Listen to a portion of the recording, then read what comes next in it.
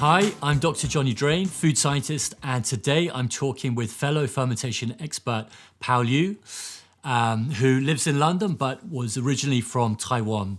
How are you doing, Pao? Hi, I'm good. How are you, Johnny? Very good, thanks. So, you're originally from Taiwan. Can you tell us a little bit about Taiwanese food and how umami fits into that?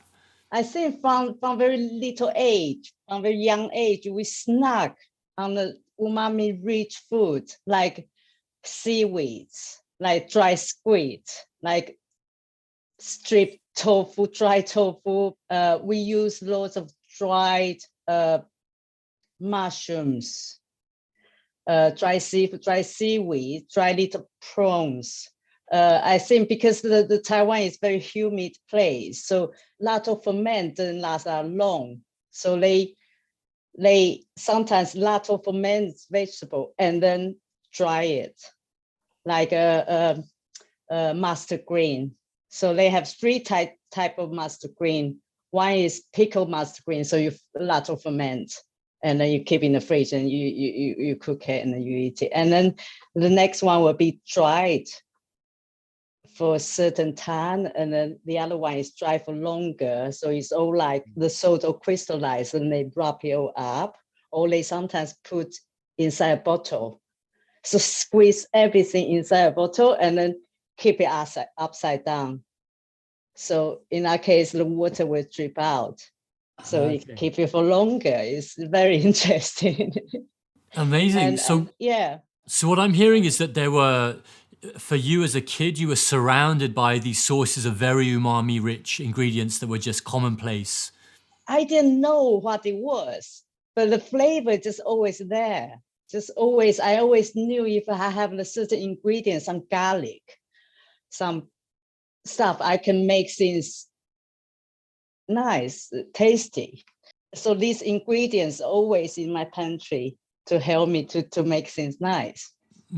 So you had this intuitive sense of what made things taste good and that had umami in them without really knowing what the word for it or what it meant. Can you remember when you first came across this word umami, where you first learnt it or learnt about it? Yeah, I heard about umami, but I just there's a fish taste, but I never knew what it was. And then I realized, I think after I started fermenting and what it really is. So as we can see, in the shelves behind you, you have lots of these amazing ferments that you spend your life or part of your life making. I know you're a very busy lady, but tell me a little bit about your journey into fermentation. When did you start? Was it something you did with your grandmothers, or was it something you picked up later on in life? Yeah, I think I actually did one ferment, one Pao Chai with my granddad when I was about 9, but that was it. And no one was doing. We were from the city, and my parents didn't know anything about it, but we just buy it. And then I think I started after I had the kids, and I was diagnosed as diabetes when I was quite young, like 37. So I started to look into making them myself and then realized how easy that was. And then I remember that I made it with my granddad once. So yeah, once you start, you can't stop. We live in a world now where most people or people who are into food will know what umami is roughly, when they think about umami, they might think, okay, cheese or meat, those classic things, or mushrooms or seaweed. But actually, cabbages contain a lot of umami as well. Yeah, definitely. I think, especially now, I love, dehydrate my oat ferment because, after you dehydrate them, oh my God, it's so good. The umami flavor is just it's so much, so intense. So tell me about some of the other things. I know, I've known you and your work for a while now, and I know the many delicious things that you make. But tell the people who are watching some of the things that you make in your workshop. Yes. At the moment, I've been doing it for a while. This tofu roux. So this tofu roux is fermented tofu, And there's quite a few ways of making. And then one of the easiest way, which in Taiwan, like some of the family does like every year, and you just kind of packed tofu, dried salty tofu with some spice and the koji. And then you heard the koji, wow, when you started, it's always miso, it's always very Japanese. And you didn't realize we had it too around home, like soya sauce. Taiwanese soya sauce is traditionally made out of black beans rather than soybean with wheat. So it's very interesting. And now, so that is food of umami. So you can use the tofu. So it becomes really creamy. It's almost like cheese. So Pao, here I've got some fulu, so some fermented dried tofu, very similar to the one you're describing, and it's a real umami bomb. So you have that dense, fudgy tofu, you have the chili, and it's salty, but the way it coats your mouth and the depth and complexity of the flavor is incredible. And all of that umami is coming from the fact that of course, the tofu starts off with lots of protein that then gets broken down into various amino acids. It's quite a magic. I mean, based on those ingredients and with the koji and the salt and the tofu, which is already this store of protein. Yeah. And then another way of making is growing the mold direct on the tofu, like in China. So they do that wild growing the mold. It's really cool. But this way is just very local. Taiwanese people do it at home. But it just takes so long to make because you first have dried the tofu, you salt it and dry it, and then you have to wash the salt away and dry again and then pack. So it's a long process. I bring you a jar. Amazing! I would love to. I would love to try it. You know, when you're making these ferments, are you thinking about it when you start the ferments? Like, okay, how umami is this going to be? Of course, there's always back my mind. I'm thinking, okay, I need to add a bit more protein in this miso, this garum or whatever, and to top up the umami. And so I know you sell your produce at various food markets in London. So you actually talk to a lot of people who may not have tried sort of pickles or things like garums and misos, and probably you're educating people, right? You're a food educator, I would say.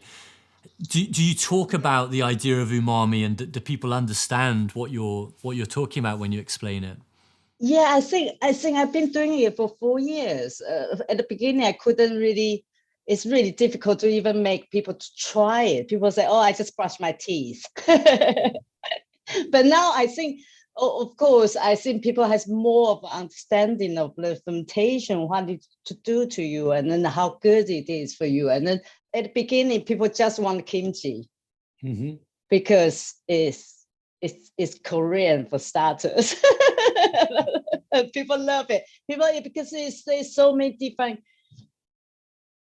taste of kimchi, I think, in the market, and they are very different. When they find the one they like, they just buy the same thing. And now I'm very happy to introduce more flavor. And when you talk to these chefs these days, do they know about fermentation? Do they know about umami, or is this something that they're not so familiar with?